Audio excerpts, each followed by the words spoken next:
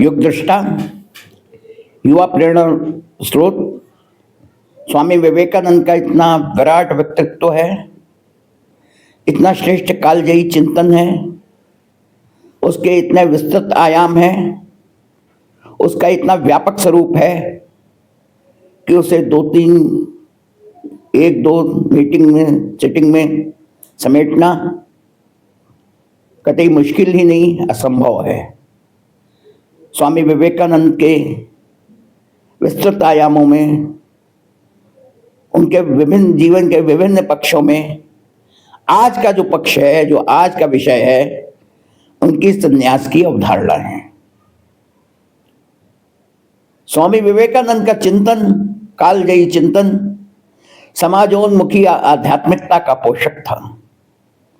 स्वामी विवेकानंद कहते थे कि हमें ईश्वर की प्राप्ति के लिए किसी जंगल में जाने की, किसी गिर कंदरा में धूनी रमाने की, किसी गुफाओं में जाने की, किसी नदी के तट पर जाने की कोई आवश्यकता नहीं है।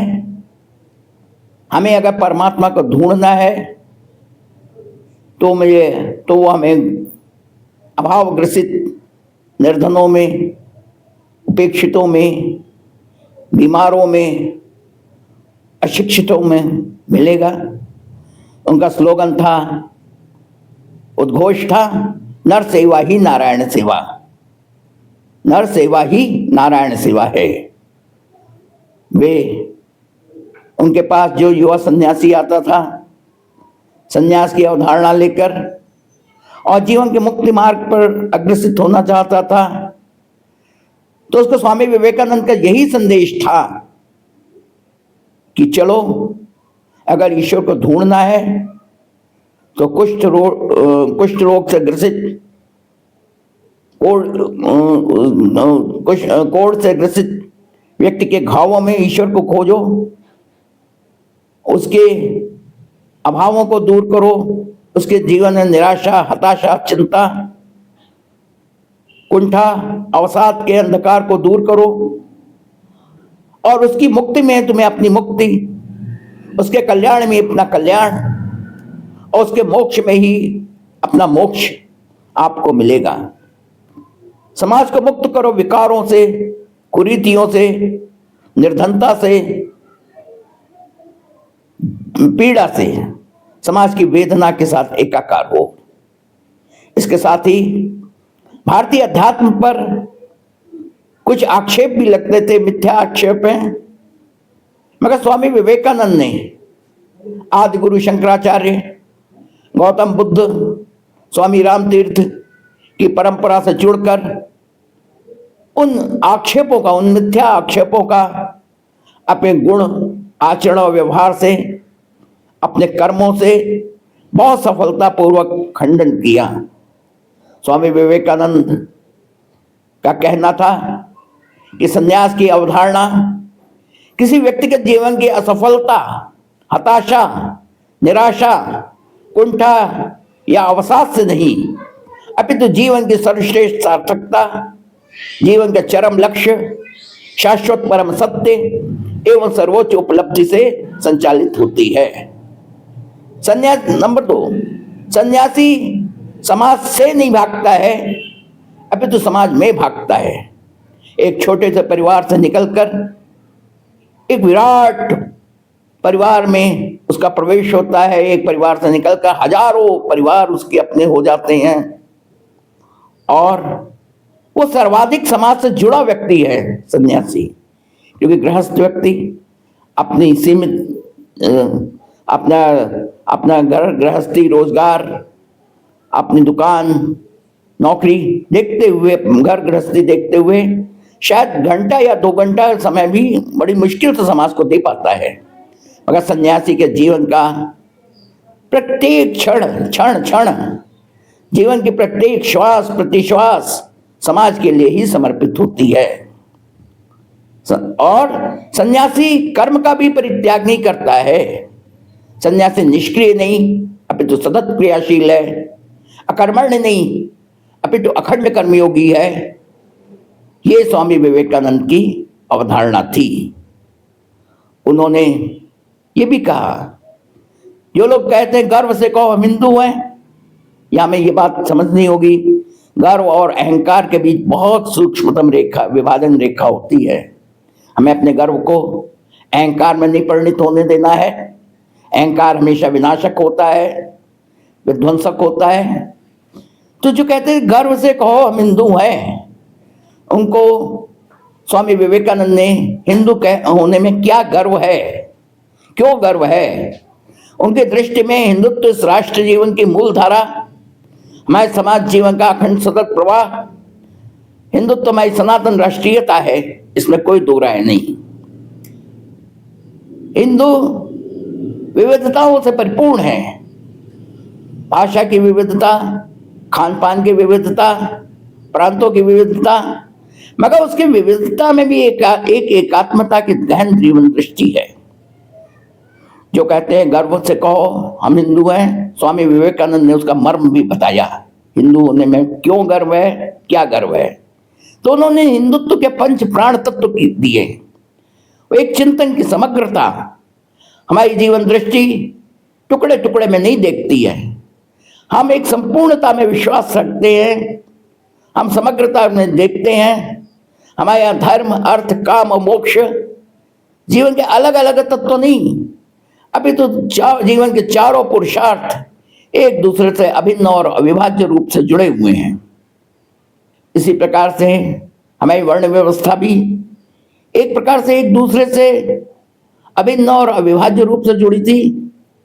तो मैं चिंतन की समग्रता, विचारों का समन्वय, सह अस्तित्व की भावना, हमने एकेश्वरवाद नहीं अपनाया, यद्यपि माना कि ब्रह्म एक है, मगर एक ब्रह्म विविध रूपों में है, विविध देवी देवताओं में उसी की प्रतिबिंब है, उसी का स्वरूप है।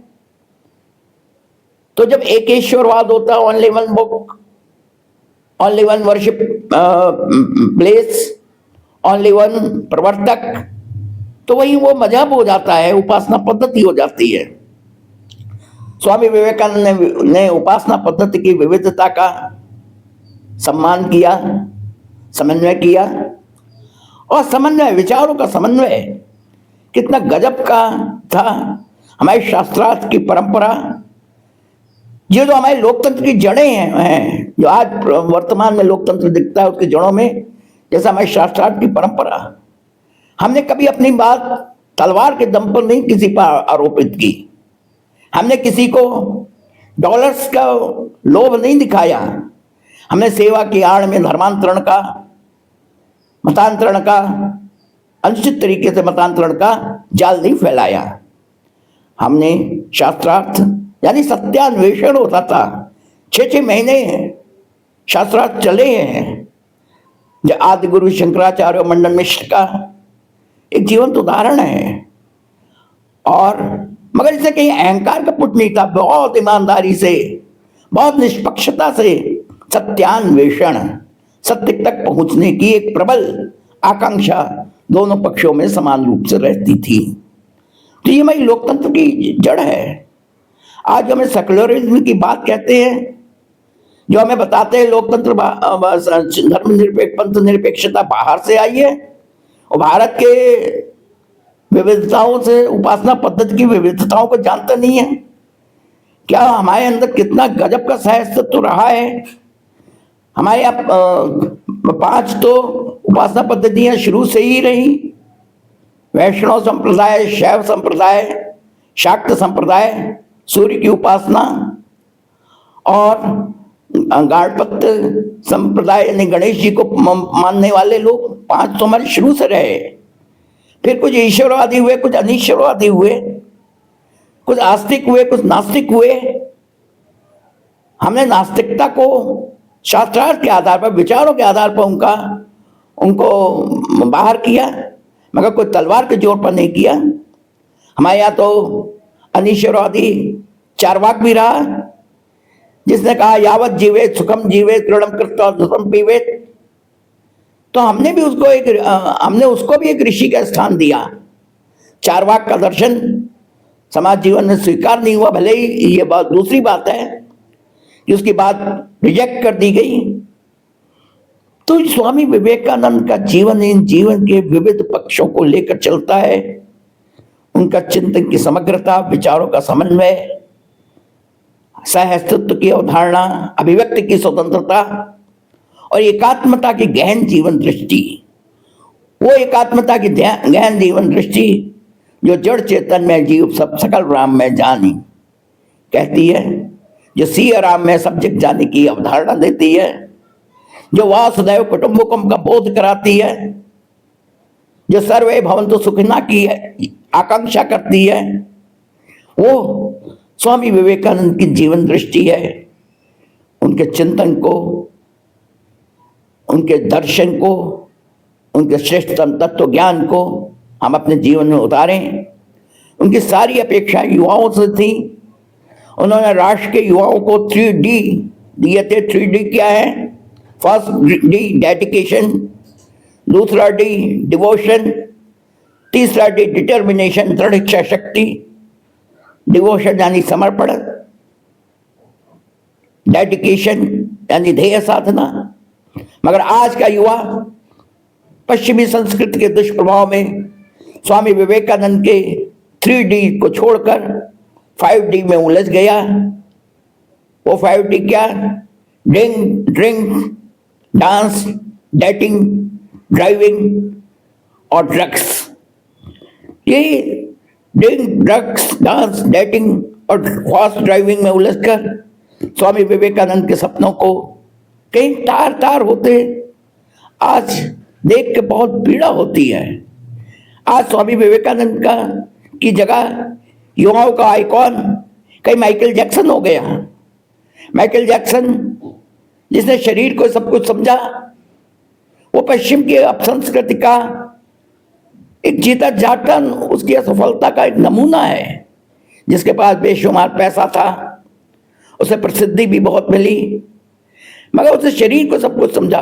फिजिक्स को संभालने के लिए, अपने शरीर को संभालने के लिए कितनी उसने ऑपरेशंस कराए, कितनी सर्जरी से गुजरा, मगर वो एक ड्रिंक, ड्रग्स ने उसके जीवन को बिल्कुल इतना दिग्भ्रमित कर दिया कि इस बेशुमार पैसा, नेम और फेम के बावजूद, पैसा और फेम के बावजूद एक असफल जीवन जीता हुआ, असफल जीवन जीता हुआ आपका अकाल मृत्यु को प्राप्त हुआ। तो यही पश्चिम संस्कृति का स्वरूप है, ये पश्चिम संस्कृति का सत्य है। आज हमारे युवाओं को समझना है, हम विवेकानंद के आदर्शों को समझें, उनके ऊर्ध्वगामी आदर्शोन्मुखी चिंतन से जुड़ें, उनके जीवन के उनके समान अपने जीवन में भी समग्रता, निस्वार्थता, निरहंकारिता, लोक कल्याण, लोक मंगल के दिव्य भावना, लोक सेवा का जीवन हम अपने में धारण करें। और देश हमें देता है सब कुछ, हम भी तो कुछ देना सीखें, इसको कभी भूलें नहीं। जब हमारी राष्ट्रीयता की जड़ें सशक्त होंगी, सुदृढ़ होगी, तभी विश्व में हमें सम्मान मिलेगा। स्वामी विवेकानंद ने इस पराभूत मानसिकता से ग्रसित, आत्मविस्मृति के गर्त में डूबे राष्ट्र को स्वावलंबन, स्वाभिमान का संदेश दिया और हमारे आत्मगौरव को विश्व के पटल पर जागृत किया। धन्यवाद।